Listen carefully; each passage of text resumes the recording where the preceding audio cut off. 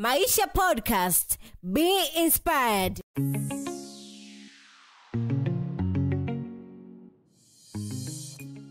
Bana, karibu sana kwenye Maisha Podcast. Kama kawaida tunakuambia be inspired. Hapa ni sehemu ambapo utasikiliza vitu tofauti na nishakuahidi kwamba hii ni sehemu ya kipekee ambayo utasikiliza story ambazo hujawahi kuzisikiliza au kuzipata sehemu yoyote. Kwenye Maisha Podcast ndio sehemu pekee yake ambapo utaweza kuzipata. Sisi tunakuambia be inspired na leo nikukaribishe sasa kwenye podcast hii. Tutaenda kudiscuss vitu viwili vitatu na mshikaji hapa na nini. Mambo ni mengi. Kuna vitu unakuwa unajiuliza sana, vitu vinaendaje? Hiki kimekaa hivi, huwa inakuaje? Lakini leo kupitia Maisha Podcast utaweza kupata majibu na mambo yataenda poa. Bana, mambo ni aje? Mambo ni poa, Fresh. Naona tumemaliza mwaka.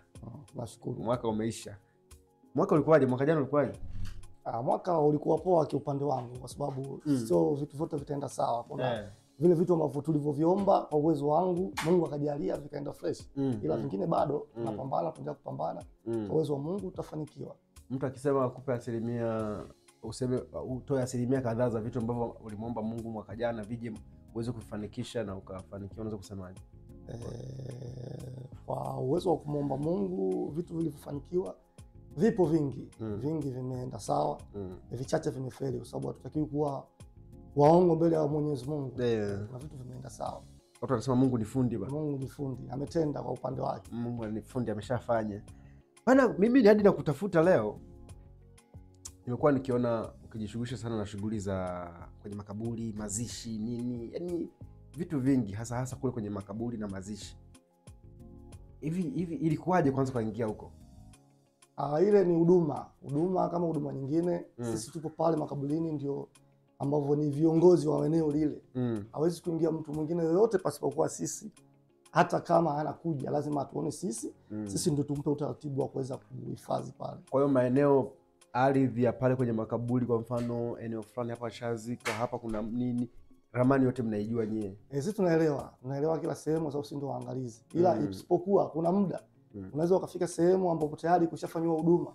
Yaani maana ukisema huduma unamaanisha huduma maana tushahifadhi mtu. Okay, mshafanya mazishi pale. Kwa hiyo ni huduma kama huduma nyingine. Kwa hiyo tunabidi tutumie sasa sisi uzoefu wetu. Tunamhifadhi vipi huyo mtu ambapo pale chini kuna kaburi lingine. Kwa hiyo lazima tufanye balance. Pale tulipochimba tusiende chini sana kwa sababu itakuwa ni hatari, tunaweza tukakutana na vitu vingine. Kwa hiyo unataka kuniambia huwa mnazika juu ya watu, juu ya maiti nyingine ambayo maeneo ya Dar es Salaam 90% imejaa. Kwa hiyo lazima tufanye hivyo. Kurudia juu. Na nikiangalia eneo lenu ni dogo na kama lishajaa hivi. Eneo letu kiukweli ni dogo. Dogo limejaa na ndio maana tunafanya marudio ya mule ambazo sehemu zingine watu walishahifadhiwa. Tunaangalia sehemu gani ya balance kwa sababu tunajua. Tunaangalia kipande ambacho tulipomhifadhi mtu kwa hapa pembeni yake kata nusu yake pale tuna balance hapa. Tunajua tukichimba hatuwezi kufika kule kufikia mwili ambao tuliohifadhi siku zilizopita. Hivi kaburi kabisa huaga ni futi ngapi?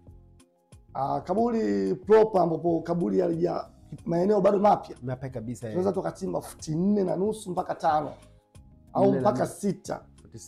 Lakini sasa 6 hiyo ni sehemu ambayo mpya inaanza.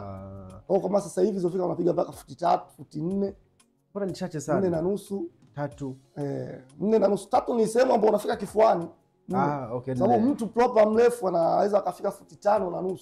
Huyo ni mtu ambaye mrefu. Jitu hasa. Jitu kwa ukichimba kaburi la futi 5 unake mtu unazama. Kwa hiyo futi 4 ni proper kaburi fresh. Hivi kwenye hiyo kuchimba na nini hamjai siku moja ikatokea kwenye mabalance ikagoma mkachimba afu mkakutana na labda na maiti nyingine? Hizo ajali kazini unaweza kukutana nazo hizo. Ndio beta ajali kazini. Ajali kazini hivi. Inatokea ipo. Unaweza kukutana na siku ya kwanza mlichimba ilikuwaje? Ikatokea hivyo ilikuwaje? Sana unahifadhi mule pembeni, unaangalia sehemu unaweza ukachimba ukahifadhi kwa pembeni, utakiwa kutoa. Yaani utakiwa kuhamisha pale alipo. Utakiwa kuhamisha. Yaani pale na balance. Sisi tunajua hiyo kazi zetu sisi za kitaalamu. Kitaalamu zaidi unajua sasa tuna balance vipi? Tuna balance vipi mambo yanaendelea. Na yale makaburi si mchanganyiko wa Kristo na Waislamu? Wa Kristo na Waislamu. Kwa mfano imetokea unaenda kuchimba, mimi najua Waislamu huwa hawazikwi na majeneza. Alafu Wakristo wanazikwa ndani ya majeneza. Kwa mfano imetokea umeenda kuchimba kwa Muislamu, alafu unakutana na mwili huu hapa. alafu na kwa sababu zile nguo labda zishaoza. Hivi kwenye uzoefu wako kinachoanza kuoza ni nguo au mwili? Nguo huwa haiozi haraka kama unavyotarajia. Nguo inakuwa ya mwisho. Okay. Yaani nguo inakuwa ya mwisho kuoza. Iwe sanda iwe kanga, kitu kile ni cha mwisho. Wakati ule. Mtu anaweza kwa tayari kashaisha. Lakini kanga inakuwa ndio ya mwisho, au chochote unachofanya. Iwe sanda iwe kanga ni kitu cha mwisho kuoza. Kwa unaweza kukaa nacho hata miaka, mtu anaweza kukaa nacho hata mwaka na kisioze. Ndani ya mle kwenye hali. Mtu akakata kashaisha. Lakini vile vitu wewe unakutana navyo. Okay. Yes, ndio kuuliza sasa hapo ndio umechimba pala pap. Mwili huu hapa. Au wewe kitu gani ambacho unaweza kuchimba ukakiona, yani unaona mkono, uliona kichwa, yani kitu gani ambacho ulikiona? Hivyo vitu mara nyingi tunakutana navyo, viungo labda mifupa. Unakutana nayo, una balance, unafanyaje sasa? Ukishakutana nayo, wewe ndio kazi yako sasa. Sababu ile ni kazi, kwa hiyo inabidi uheshimu kazi yako, ufanye kazi watu wasielewe. Inabidi tu balance. Watu wasijue kama kuna kitu kimetokea. Kuna kitu kinatokea, kwa sababu wengine wakiwepo wanaweza wakakimbia, kwa sababu wengi sio wanavipenda vitu vile, ni wengi waoga wanakuja moja. Kabisa kwa sababu mimi najaribu kuimagine wewe unaendaga hadi kwenye yani unaendaga kule mochari kuchukua miili na nini? Na naosha, sio kuchukua tu. Unaosha kabisa? Na naosha kabisa fresh. Yani huogopi yani? Vizuri, tusiwezi kumuogopa marehemu kwa sababu ameshakufa. Waliokufa tunahitaji sisi tumwandae. Sisi tukiogopa nani atafanya huduma zile? Haija kutokea huko unaosha mwili afu ukasikia chafya au nini? Hapana, afu hivyo vitu ni vipo kwa sababu vile vitu kitaalamu. Watu wengi wanapenda kusema mtu kapiga chafya monchwali. Mtu akisema monchwali amekufa. Vile vitu vinatokea ni hewa. Kuna muda mwili wa marehemu huwa unajaa hewa. Anapumua. Kwa kuna muda ile hewa ikitoka ndio mtu anasema marehemu bwana akapiga chafya, marehemu katoa nini? Zile ni hewa. Kwa hiyo anakuwa anatoa upepo. Na upepo ni kama binadamu labda tutumie lugha rahisi tu kama amejamba au amefanyaje, ni hewa imetoka. Okay. Sio mtu kasema mzima, hapana. Kama hicho nimekuwa interested ulivyosema kwamba hadi miili unaosha. Ni kitu gani ambacho labda maiti huwa haitolewi siri, si ndio? Utaki kutoa siri. Lakini kitu gani ambacho ulishangaa yani wewe mwenyewe siku unaanza kuosha labda, au siku ya kwanza unaanza kuosha mwili wa mtu, ili ulijisikiaje? Ulikuwa na umri gani au ulijisikiaje? Yani tuanzie hapo. Kuna changamoto za kuosha maiti ambazo hatutakiwi kusema kwa utaratibu wa kama sisi Waislamu. Ni kusema siri za kumuoshaji, na maana inakuwa kama ni masmango umemzungumzia. Lakini kuna vitu ambavyo vipo, changamoto tunazokutana, unaweza kaitwa aidha pale hospitali ukapigwa simu njoo uoshe, bila ya kuelewa wewe pale ule mtu unaenda kumuosha ameugua vipi, amekufa na tatizo gani, ana ugonjwa gani. Kwa hiyo inakuwa sisi kwetu sisi inakuwa ni hatari kwa afya yetu. Kuna muda hata wale wenyewe wa mule hospitali wanakuambia wanatakiwa kwanza uangalie usalama wa afya yako kabla ya kuangalia usalama wa yule kumuosha ule mwili. Kuna kipindi tunaenda kukutana na mwili ambao kiafya kuosha tu mwenyewe unasita. Hiyo ambayo haribika. Mpaka mkuu wa hospitali akaniambia vipi? Unaweza kufanya kazi? Yeye mwenyewe yani anashangaa yani unawezaje? Mkuu wa Monchwali unaweza kufanya kazi? Nikamwambia nakusikiliza wewe. Anakuambia usalama kwanza, mambo mengine yanafuata. Usifikirie mambo ya hela, hebu angalia kwanza usalama wako. Hata shehe wangu alionifundisha akaniambia hivyo. Usiangalie kwanza maslahi. Angalia kwanza usalama wako. Inawezekana wewe ukamfanya yule lakini ukatokana na matatizo, ukatokana na magonjwa. Kwa kwanza uangalie usalama wako unaendaje, afu vitu vingine viendelee. Changamoto zipo. Nishakutana na changamoto moja ya kuosha maiti ambao nimeitwa sehemu. Nimefika pale bila kujua, nimekutana na mtu ambaye amepata ajali ya moto. Afu ndugu anahitaji aoshwe. Aliyesema alipata ajali ya moto, sasa ameungua kabisa mwili. Amepata ajali ya moto. Unajua kazi hizi zinakutana na vitu vingi. Yaani mtu hata mwizi kachomwa moto atakupigia simu njoo ufanye kazi yangu. Bila kujua. Tunaenda tunaoshaje, unafika pale. Mzigo unatolewa pale, unawekwa hapo, ndo unaposema mzigo ndo unamesha maiti. Okay. Sababu sisi tunatumia lugha nyepesi kwa sababu tushazizoea. Kama tunasema vitu kama vya kawaida. Aisee, unatusikiliza sasa hivi kwenye Maisha Podcast, tunazungumza vitu ambavyo ni vigumu na ni vitu ambavyo ni vizito. Kwa hiyo lugha ambazo uko unazitumia usifikiri kwamba tunatumia lugha ya dhihak au lugha ya namna gani, lakini lugha ambazo wanazitumia kwa, kama ambavyo mtu akienda bandarini na kutoa anaongea lugha za kwao kule. Kwa naongea na mshikaji kwa sababu ndo kazi yake, na wewe kama unaogopa maiti, yeye yani ndo vitu ambavyo anashinda navyo yani. Kwa na watu wanakufa kila siku. Kwa hiyo kwa ndo hivyo mwili ulivyowekwa pale, vijana wengi waliingia mule. Wengi sababu nilikuwa na kijana yule ni kijana ni msela wenyewe wanaita vijana. Nikauliza huyu amepata tatizo gani kabla hujafungua? Kabla sijafungua akasema alipata tu ajali. Kufungua na nikakuta aliungua. Mtu ameungua na majani ya moto, ni nguo zote zimeshakaukia ni mwilini, zimebaki kaungua ni ngozi. Nguo zimeshikana na ngozi. Ni nguo iliyovaa ni chache, yani imebakia kinguo tu cha ndani cha kujistiri. Nikawaita wale wote ndugu, nikamwambia bujweni kwanza. Ndugu wenyewe wakawa wote wanakimbia. Wanaogopa. Wakamkimbia ndugu yao. Kama sasa kama nyinyi mnaogopa, ni ndugu yenu, mimi ni mpita njia. Inakuaje? Sasa pengine unaamini kwamba kwa sababu ni mpita njia utozingatia. Ndio pale sasa nikawaelekeza, nikamwambia ina maana dini inatuelekeza kila mmoja amuhifadhi, amstiri ndugu yake kwa kulinda fedha zake. Kwa sababu unamtunzia siri zake. Unamtunzia siri. Kwa hiyo tunahitaji tujifunze kazi hizi kwa sababu ya kuwalinda wapendwa wetu zinatokea hali kama hii ambayo ni ya kawaida kwa binadamu, kila mtu inamfika. Wala wakakimbia na kama nakuelewa, kila binadamu anatakiwa awe jasiri. Kwenye hilo eneo. Kwa sababu litamkuta kwenye kila familia itamkuta. Isipokuta wewe itamkuta ndugu yako yote. Kwa hiyo kama wewe ni kaka, ni mdogo mtu, unatakiwa ili umstiri ndugu yako kwa vitu ambavyo vipo mbele ambavyo havitakiwi kuonekana kwenye jamii. Nyinyi mkishaviona vitu kama vile, mna uwezo nyinyi kama ndugu mkaisolve ile siri ambayo mmeiona nyinyi, kuliko mtu binafsi akaja akaosha. Ndo kama tunakutana na vile mtu amechomwa moto alafu mnawaambia aoshe, alafu wenyewe nyinyi waoga amuonyeshe ushirikiano. Mwisho siku wale watu walikimbia na wakaja vijana wengi, ni kwa sababu bodaboda wengi wakaingia mle ndani, watu wakakimbia, wamesokota madredi manini. Kaambia nyinyi ni vijana mzee, huyu ni kijana wenu na wahitaji wote tushirikiane hapa. Cha msingi mimi nilichokifanya kama nishaona situation ile inahitaji kumfanyia ile toala yote, sababu hata dini zinatuelekeza. Angalieni kwanza usalama wenu. Mkiona haiwezekani basi pigeni maji tumsafisheni, au aidha mfungeni tasanda akahifadhiwa. Kwa hiyo tulitumia utaratibu huo wa kumhifadhi hivyo, tukawapa ndugu yao akaenda kuhifadhi. Changamoto hizo ndo kama hizo. Kweli sio mchezo.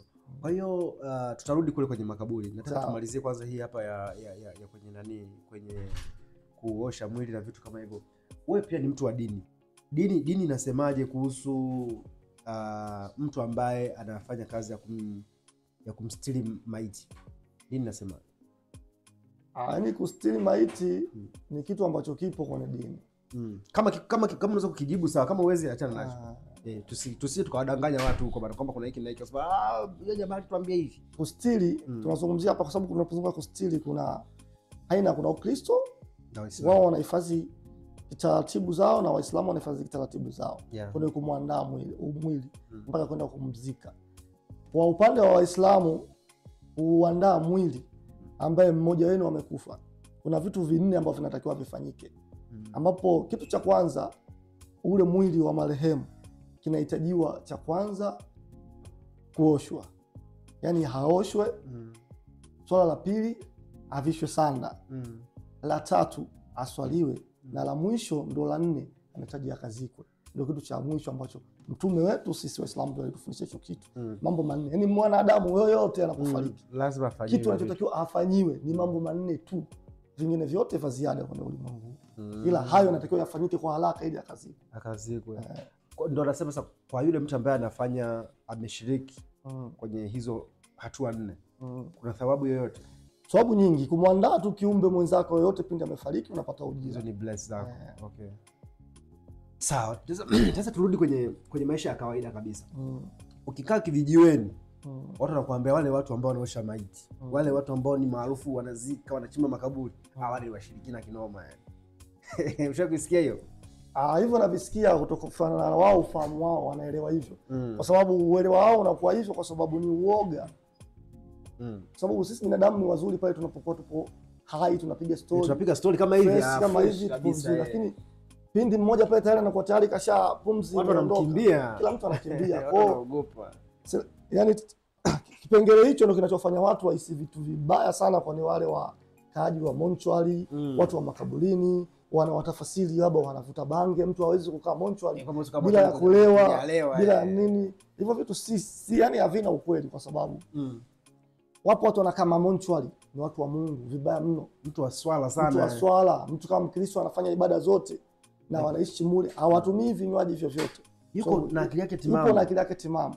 Sasa wewe unapokuja mtu akakufungulia, labda unamtaka ndugu yako akaenda kukuonyesha ndugu yako huyu hapa, akikufungulia ile dude, nyinyi ukishaona uoga ukakimbia, unaamini pale pale moja kwa moja unavuta taswira kusema hawa jamaa hapo sawa. Lakini maiti haizoeleki bro.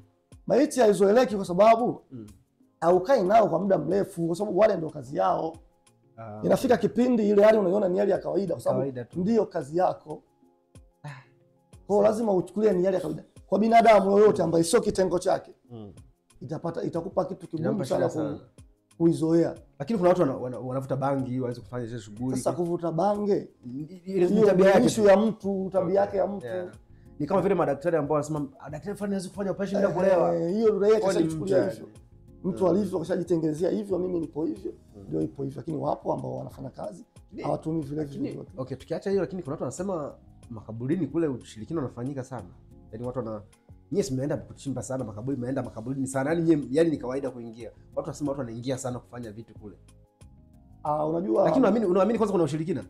Ushirikina upo kwa sababu hata vitabu vyenyewe vimesema. Yes, tuangalie katika maisha ya kawaida. Yaani hivyo vitu vipo, watu wanaenda kufanya vitu makaburini. Hiyo siwezi kupinga, hiyo ni kweli kwa sababu hawa waganga ndio vyanzo vya hivi vitu. Kila mtu ana shida zake.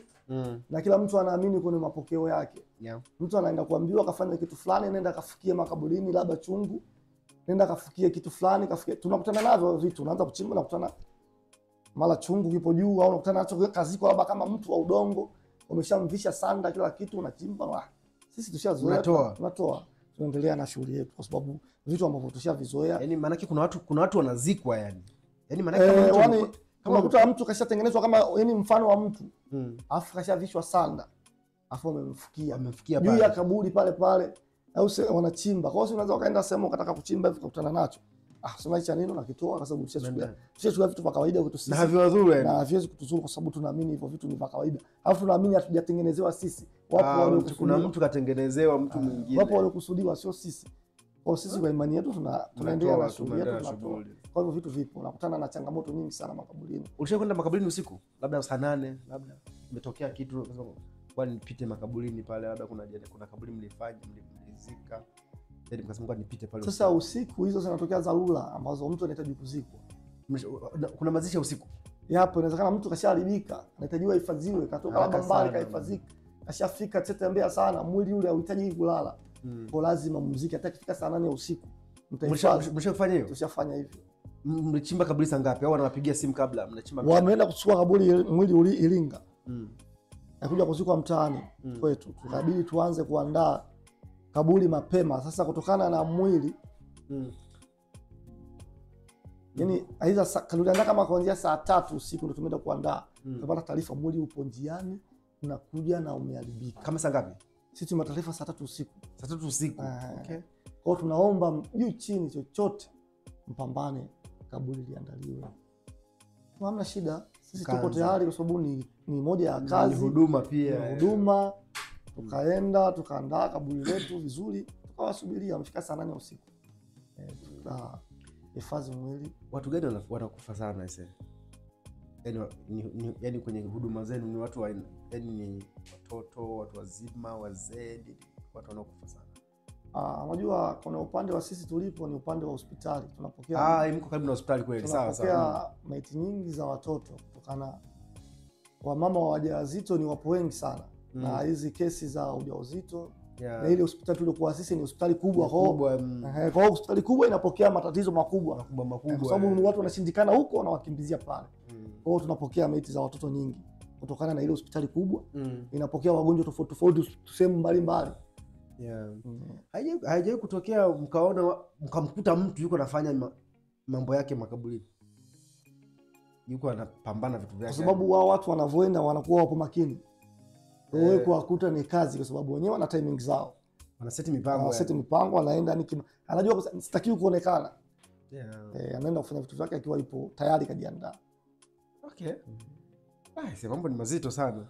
Mambo ni magumu kwa sababu ukiangalia katika maisha ya kawaida. Mimi wakati nasoma nilikuwa nasoma shule moja kwa karibu na makaburi. Na kutoka shuleni kwenda hostel ulikuwa unatakiwa ukatize makaburini. Sasa kwa unaishi mmoja za kusoma usiku bana. tuende darasani nasoma afu narudi home. Alisema nilikuwa sisomi. Usiku nilikuwa siendi yani. Yaani nilikuwa siwezi, najua kabisa hapa. Kuna tatizo. Hapa sikatizi hapa usiku hata kama tuko na watu. Yaani kwamba watu wamelala afu unapita black katikati. Yaani sijui nilikuwa ni mtu wa namna gani. Sijui wewe ungenichukuliaje? Siwezi kuchukua chochote kwa sababu kila mtu anavotafasiri kwenye makaburi. Wengi wanatafasiri makaburini ndio kila kitu kinafanyika pale. Ndio maana nikakuuliza ya mambo kwamba kuna vitu vingi kule. Kila kitu kinafanyika pale kwa imani zao wenyewe, wanaamini hivyo. Wanafanyia vitu vyao pale, wanaenda kwenye mila yao, kwenye tamaduni zao za Afrika, wanafanya matambiko. Kwa hivyo vitu vipo, kwa sababu sipingi hivyo vitu vipo, na dini zenyewe zote zinatambua hivyo vitu vinafanyika. Cha msingi imani yako ndio itakuvusha. Imani inabidi ndio ikuvushe pale. Yaani imani, ukiamini imani yangu mimi ipo thabiti, utafanikiwa. Kabla hujachimba kaburi huwa unasali au mnachimba tumshazoea zenu fresh tu? Chimba kaburi unahitaji kumuomba Mungu. Ni kitu cha kwanza. Sababu kuna kitu chochote unahitaji umuombe Mungu. Kila jambo unalofanya Mungu kwanza, vingine vinafuata. Vingine vinafuata. Bana, kama ndo unajiunga na Maisha Podcast, leo niko na mshikaji hapa tunazungumzia kuhusiana na processes za mazishi, makaburini na nini. Kuna vitu vingi sana ambavyo vinakuwa vinatokea na watu, kusema ukweli, wana hofu. Na mimi ni miongoni mwa watu ambao nilikuwa na hofu sana. Amezungumzia kuhusu mambo ya maiti na nini. Osha, yani ni kitu ambacho sidhani kama wewe unayetusikiliza sasa hivi ni rahisi kwako. Japo jamaa hapa anatutia moyo kwamba kila mtu ajue kwamba kama ni ndugu yako amefariki au ni mtu wa karibu, basi wewe unakuwa sehemu ya karibu ya kuweza kumstiri ili kumfikia madhaifu yake. Kila mtu mwili wake uko tofauti. Kwa unapoona mwili wa mtu fulani, maana yake unajua unakuwa umemvua nguo, si ndio? Umemvua nguo, kwa unamjua huyu mtu uko vipi na nini. Kwa kama ndugu yako, maana yake zile siri zitabaki kwenye familia, upande wenu zitabaki ndani ya familia. Mtu mchukue umjui. Kuna kasoro yote kwenye ndugu, kwenye mwili ule. Utakuta tu kesho mtaani mtangazeni safari fulani maana hivi anakuwa haileti maana. Sio haileti picha nzuri. Kitu gani ambacho yani ulishawahi kukiona kule makaburini ukasema sasa natamani niache? Kwa kitu ambacho nimekiona makaburini ukasema natamani kuacha mimi nisijihusishe kabisa na hii huduma. Najua ni huduma nzuri na Mungu anakubless kwa sababu unafanya unalipwa pesa, sio? Lakini sio pesa nyingi. Kwa sababu unasaidia kwa sababu kwa kaida kabisa kuchimba kaburi shilingi ngapi bila kutoa msaada? Sasa sisi kwetu kule mara nyingi tunakuwa tunasaidiana sana. Ni kusaidiana. Yani ndio maana kama ile kwa mfano mtu amefariki sehemu, wanaenda kuchimba kaburi ni wananzengo wanaitwa wale kama sisi kwetu tunazika sana wananzengo, ndio wenyewe si wana kijiji. Wale wana kijiji. Ndio tunaenda kufanya kitu process zote. Sema makaburini pale sisi ndio utaratibu ni sisi ambao tumeandaliwa. Yaani lazima ukutane na sisi. Lazima kwa nini ndio tutatoa utaratibu. Sisi ndio tutatoa sababu usipotoa asipokutana na nyie atakosa sehemu ya kwenda kuhifadhi mwili wake. Kuna wale mnapata wale wageni, acha wenyeji sasa. Kuna wale wageni wa haraka, mfano mtu ametoka hospitali. Sisi wageni tunawahifadhia na hela kwa sababu eneo la kijiji. Yule ni mgeni. Tunamsaidiaje bila hela? Kwa lazima tufuate kidogo. Lakini sio hela nyingi. Amount kidogo inahitajika angalau kwa support nyinyi na sisi. Mnakuwa kama vile mmelipia ardhi. Hivi nyinyi mnalipa kodi? Sisi kodi hatulipi kodi. Nyinyi mnafanya tu huduma kama kawaida. Tunafanya huduma kawaida. Okay. Kuna watu wamesajili makampuni ya kwamba tunachimba makaburi. Kusikia? Au kwa sababu asilimia kubwa watu wanachimba makaburi ni wenyeji na nini? Kwa sisi kwetu bado. Inawezekana ikawa wapo. Sababu sehemu nyingi huko ukifika mjini watu wachimbaji maalum wapo. Na kima kiasi kabisa. Kima kipo pale unakutana na kima kabisa kama 300,000 1,200,000 hicho kima kabisa proper kimewekwa pale. Toa ile ndio ufanyiwe huduma yako. So ushakwenda kununua jeneza? Jeneza sana. Wale jamaa wanauza majeneza unasikia wanakuambia karibu tena. Ile ni kazi yao. Sababu ni kazi yao kama kazi nyingine, kwa sababu washajiwekea ndio maisha yao ya utafutaji pale. Kwa hiyo wanapokuambia karibu tena, sisi tunatafasiri ile kauli mbaya kwa sababu tunaogopa kuombea mtu afe tena. Kuombea mtu afe. Lakini ni kitu ambacho kipo karibu tena, unaweza ukafiwa na ndugu yako yoyote. Kwa sababu kuambiwa karibu tena sio wewe. Hata ndugu yako au rafiki yako, jamaa yako kasikia ana tatizo, kafiwa. Sehemu fulani bwana kuna majeneza mazuri. Kuna majeneza mazuri na mabaya kutokana na ubora. Ile huduma zinapatikana kutokana na kuna la 300,000, kuna la 180,000, kuna mpaka milioni kutokana na jinsi nakubaliana jinsi lilivyo. Kwa pale unakaribishwa, ukipenda huduma ya pale, ukisikia ndugu yako mwingine au rafiki yako jamaa, sababu hivi vitu vya kufa vipo, ukatae ukubali, kufa kupo. Yaani hata unune kusema kwamba umekaribishwa. Yaani haina maana kwa sababu kufa kupo tu na tutaendelea kufa. Majeneza yanauzwa bei ghali sana rafiki yangu. Kwa mfano kama ile jeneza la milioni 1 yani alafu ni mbao tu yani inakuaje? Kwa sababu ulazimishi kununua la milioni 1. Yanakuwepo yapo pale, kuna milioni 1 ina maana wewe utaangalia usamani wako wa pesa yako, kiwango chako ulichokuwa nacho. Yapo yale hata hali ya chini ambayo laki nasema nini yapo. Kutokana na hali yenu nyinyi mliokuwa nayo. Kwa mtanunua, mtachagua bidhaa kutokana na mfuko wenu mliokuwa nao. Kuna tofauti gani kuna wale watu ambao wakimaliza kuchimba kaburi, natamani sana tujue vitu kule kwenye makaburi. Mtu akimaliza kuchimba kaburi na maweza kumhifadhi mtu wao, wanajengea pale. Alafu kuna wengine wanafikia kwanza udongo, wanakaa siku 2-3 ndio wanakuja kujengea.